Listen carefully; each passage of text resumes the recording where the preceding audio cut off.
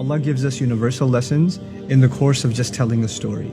I happen to believe, and I think that is a universal belief for Muslims, that everything in the Quran is of timeless value. And when Allah is telling us even the account of something that happened long ago, every detail He mentions is actually very selective.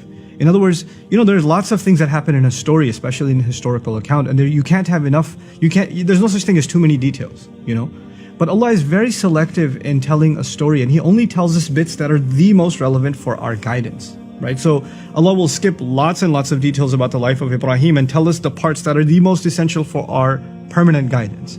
Similarly, the story of Musa alayhi salam, so much repeated in the Quran, and yet He only highlights a few things that are of key value. So one thing that really struck out to me, and I've been thinking about it for some time, is when Musa alayhi salam, when Moses had fled and he was in Madian, and he helped these two girls, get water for their animals. And then they left, and their father asked, how did you get water so early? And he sent one of them back.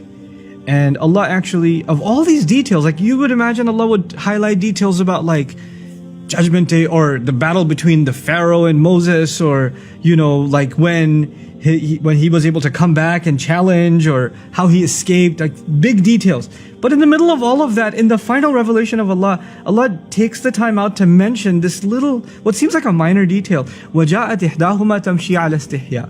One of them came all the way, walking. Now there's two ways to translate this. She came walking shyly, like in a shy way. And she came walking over to him despite being shy. There's two ways of ala istihya, ala raghmi min istihyaiha. There's two ways of looking at it, okay? And I was fascinated that Allah would actually go out of His way in His final revelation to humanity until the Day of Judgment to highlight the way a woman walked. Like, what benefit could that have? Why is that important? And I realized that Allah Azza wa Jal, He highlights things in His book that are so pertinent to human guidance.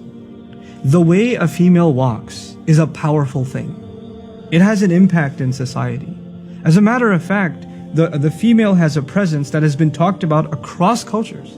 Across cultures, just her presence has a power, has an awe. It inspires something. At the very least, it catches the attention of the male, but there's more to it than that. There's actually a psychological, even a spiritual effect when there's the presence of a woman and when she's walking by. This is something societies were so aware of that in many cultures, the elite women of a society were actually kept hidden away.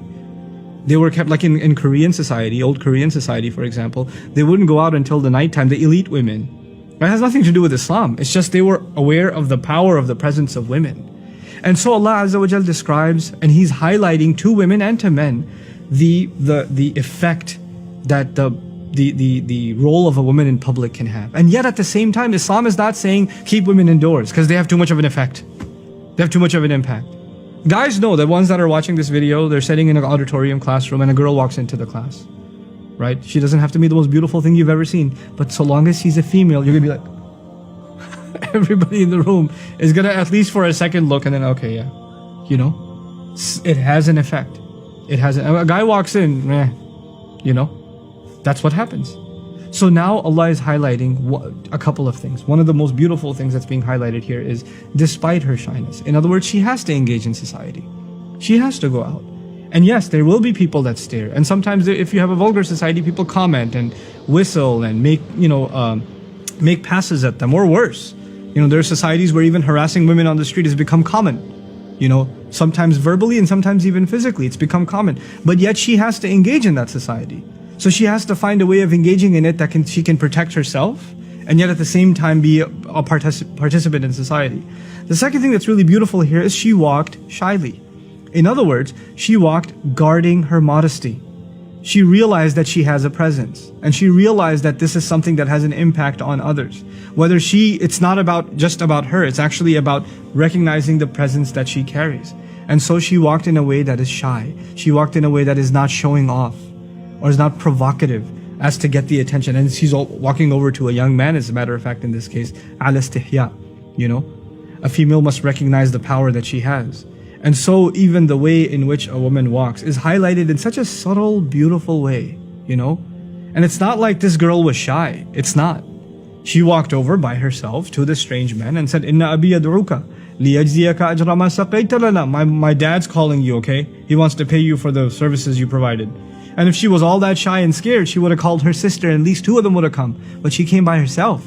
And her dad was confident enough in her to send her by herself. So there's this amazing balance between confidence and engagement, even when you're on your own, and at the same time holding on to your modesty.